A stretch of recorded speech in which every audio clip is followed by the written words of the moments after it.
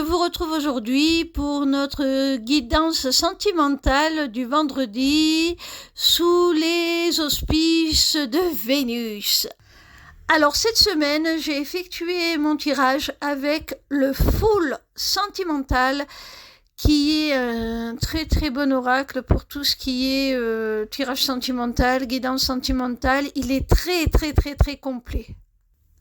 La première carte te dit tu dois réagir dès aujourd'hui.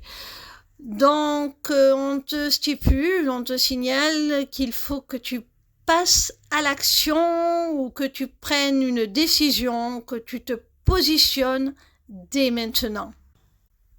La deuxième carte est celle du Cancer. Alors, soit c'est ton signe astrologique ou celui de ton autre, ou encore peut-être vous êtes-vous rencontrés lors de la période du Cancer cet été.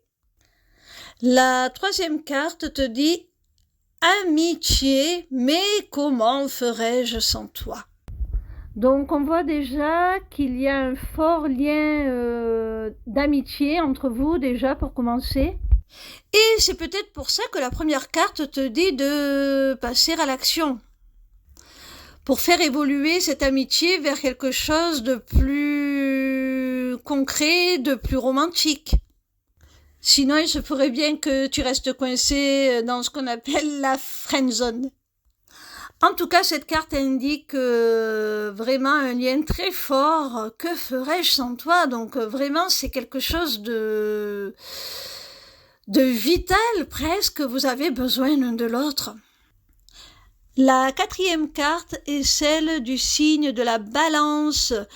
Alors, comme il y a deux signes, le Cancer et la Balance, avec la carte de l'amitié entre les deux, soit c'est une relation entre ces deux signes, vous êtes chacun d'un de ces deux signes, soit ce sont des indications temporelles, c'est-à-dire que, comme je l'ai précisé plus tôt, votre amitié, votre relation a démarré durant la période du Cancer, en été, et il va y avoir une évolution significative durant la période de la Balance qui va pas tarder à commencer. La première carte te disait de passer à l'action. Il y a la carte de l'amitié qui est ressortie aussi. Et là, on te parle de triangulaire. Alors, je pense qu'on te demande de te positionner par rapport à quelqu'un qui est déjà en couple, avec qui pour l'instant tu ne peux entrevoir qu'une relation amicale. Malgré tout, il y a quelque chose qui vous attire l'un vers l'autre, c'est comme si c'était plus fort que vous. Et avec la première carte qui te demande d'agir, je pense qu'on te demande d'être plus explicite, de te positionner par rapport à cette relation et de demander à ton autre d'en faire autant si elle n'est pas disponible. Je dis elle parce que je parle de la personne. Si la personne n'est pas disponible, si ton autre n'est pas disponible, demande-lui de se positionner vis-à-vis de toi, de prendre une décision. Sois clair avec la personne. Et si c'est toi qui es déjà en couple et qui malheureusement est tombé amoureuse de quelqu'un d'autre, pareil, positionne-toi, mets les choses au clair avec